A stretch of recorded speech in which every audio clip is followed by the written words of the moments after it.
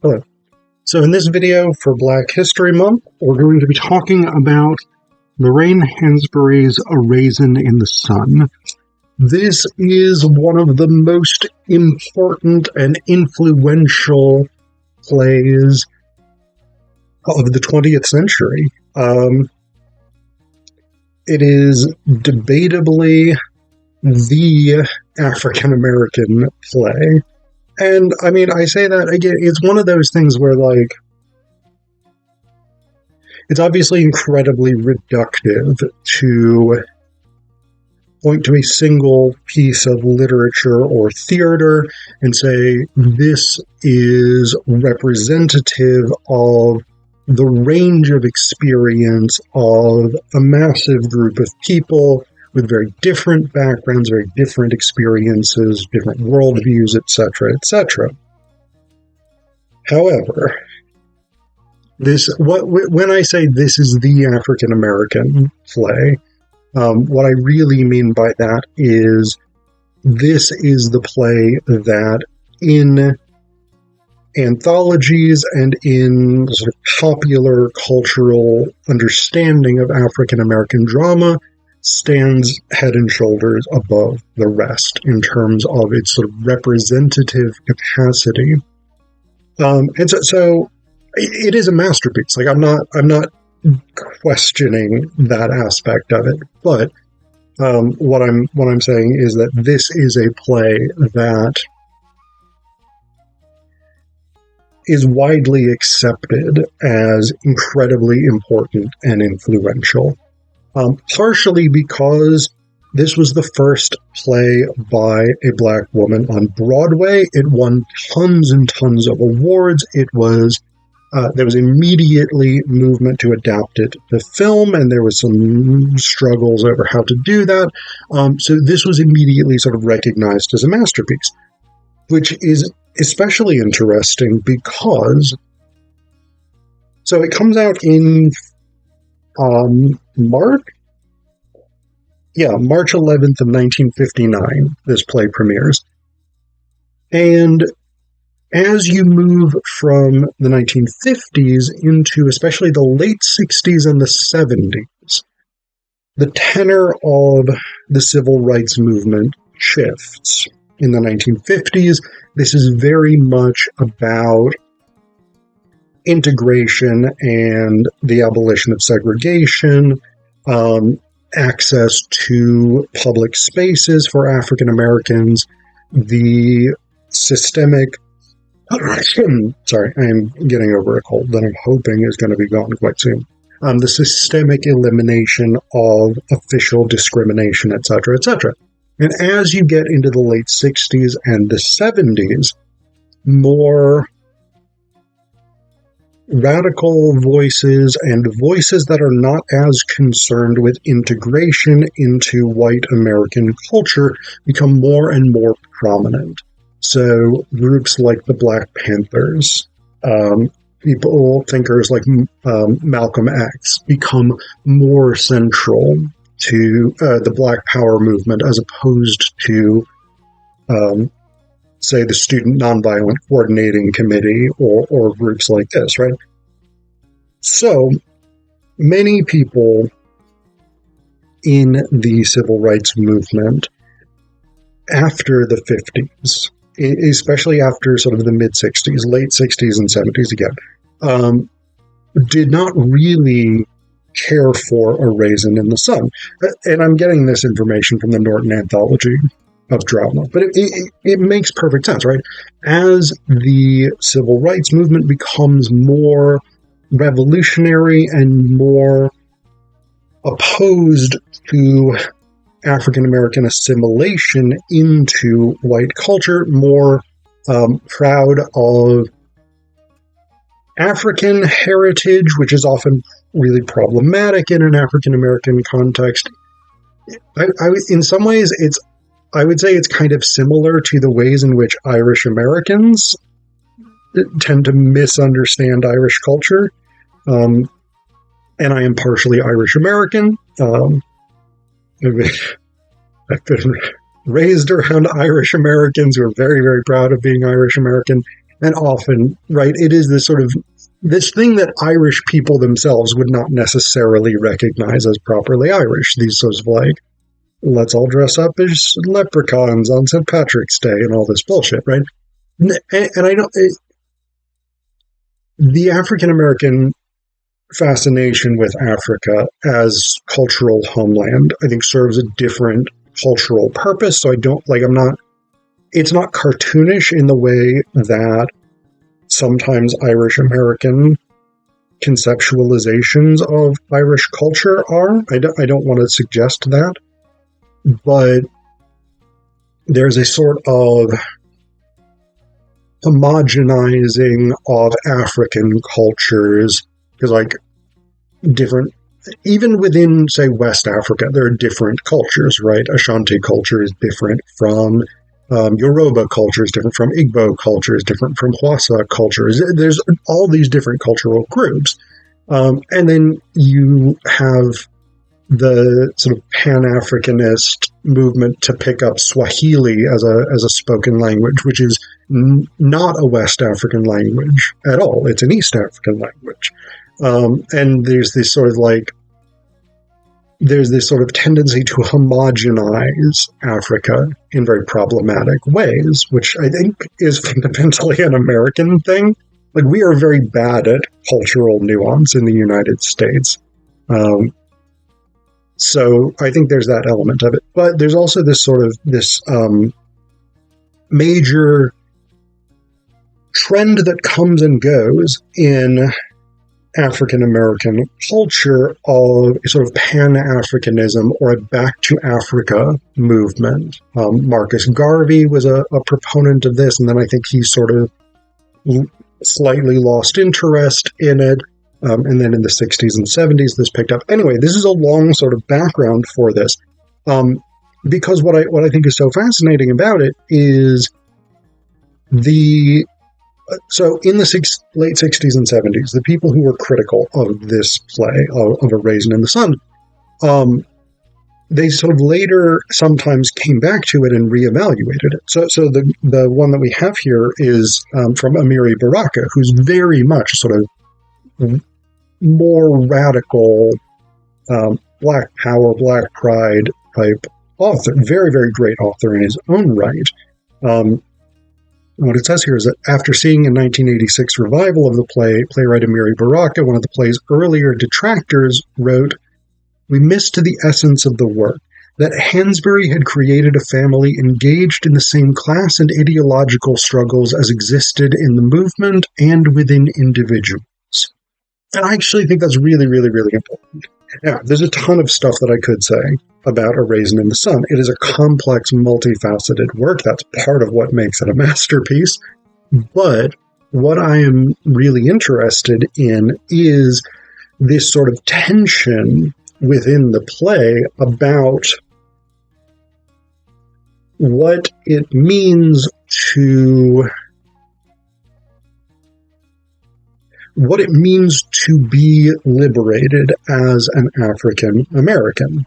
And basically the sort of, broadly speaking, dichotomy of this is that sort of 50s versus 70s conceptualization of civil rights. And again, that's sort of basically like, this is broad brushstrokes and very, very reductive, but in the 1950s, the objective largely was to be sort of integrated into white society, to abolish segregation, to make it illegal to discriminate on the basis of race for hiring, housing, whatever it was, right? So that sort of, this is sort of first wave feminist type comparison here, right? Where first wave feminism is largely about getting the right to vote, women having the right to hold jobs, et cetera, right? There's this movement of establishing foundational rights within the system that exists in the United States.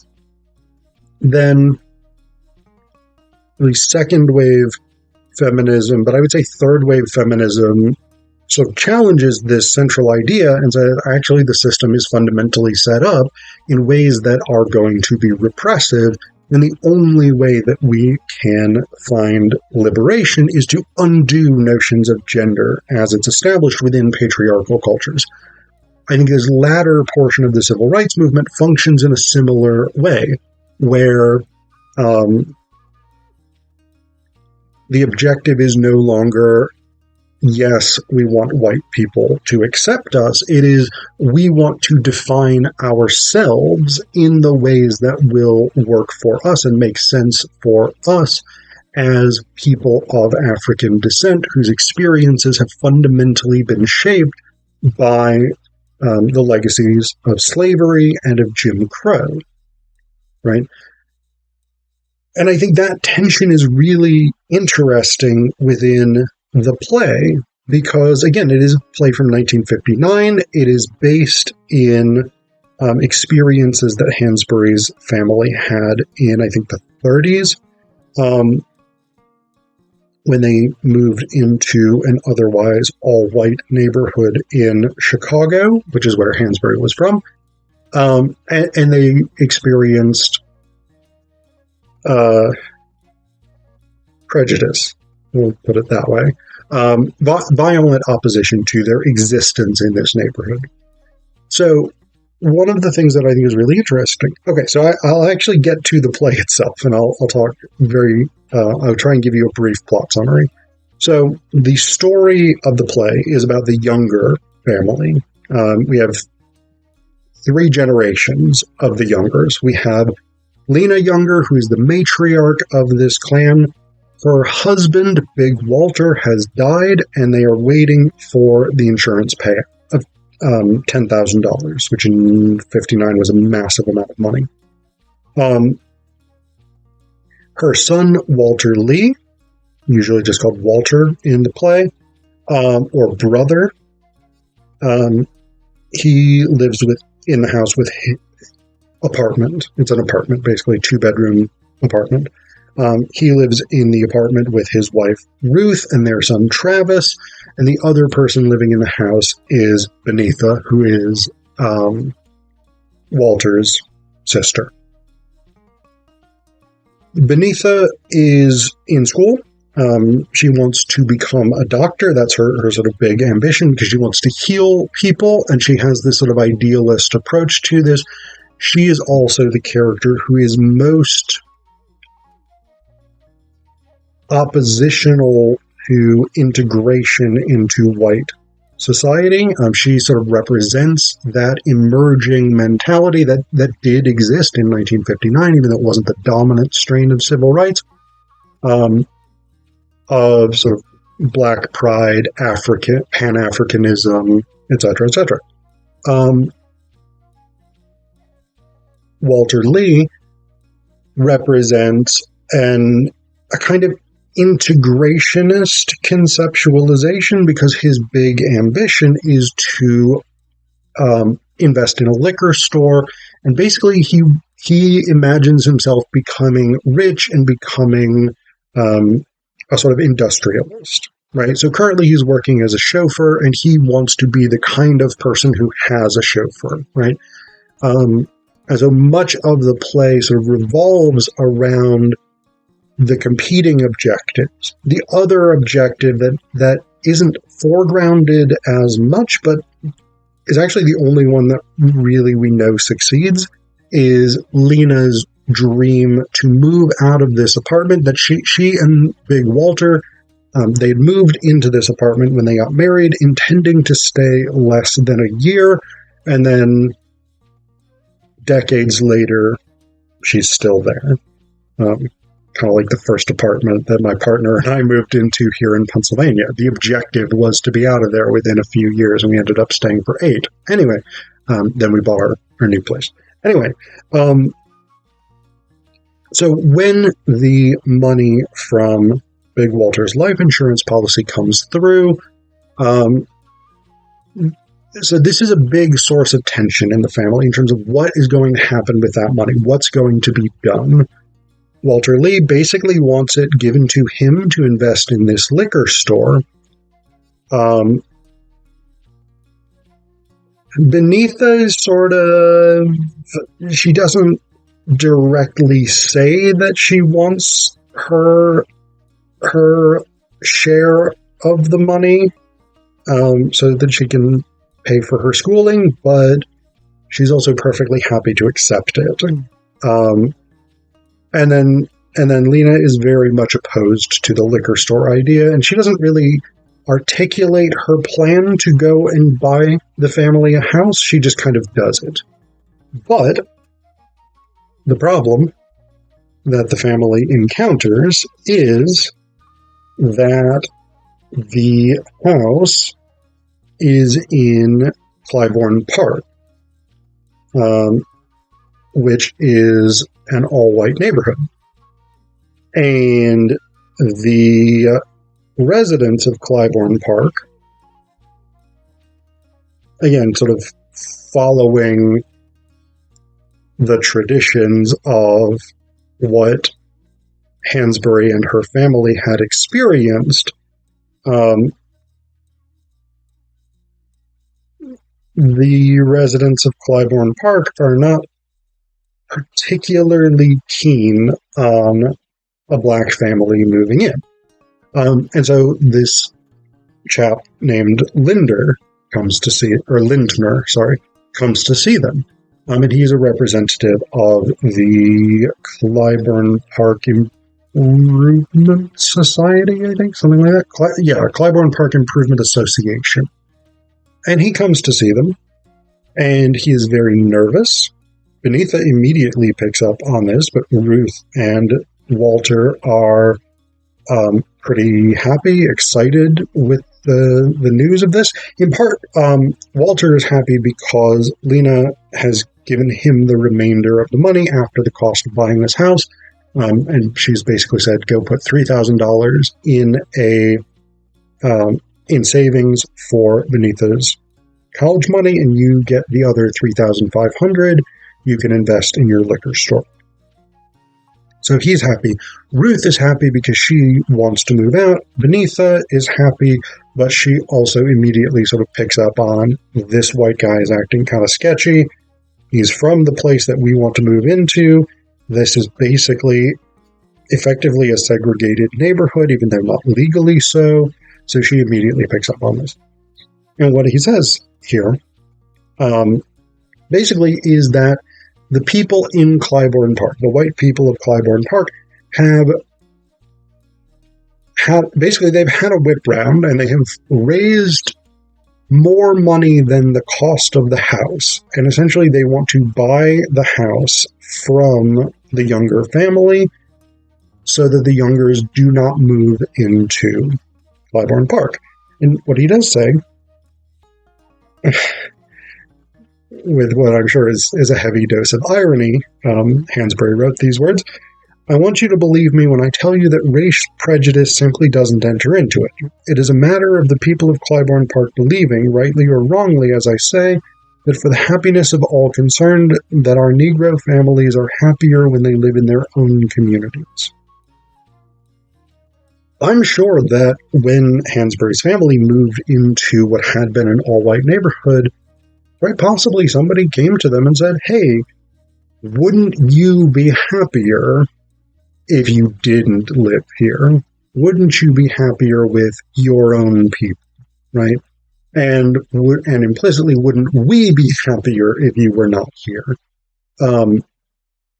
So this becomes sort of one of the big sources of tension, along with the fact that Walter Lee loses the money. Basically, he entrusts the money to his friend, who ends up stealing it, including Beneatha's, the money that was supposed to be put in a savings account for Beneatha. Anyway,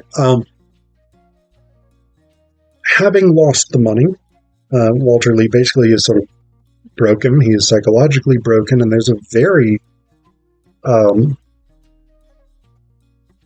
painful scene where they initially send Lindner away. They're like, yeah, you can go fuck yourself. We're moving to Clybourne Park, and you can shut the fuck up. We don't need your money.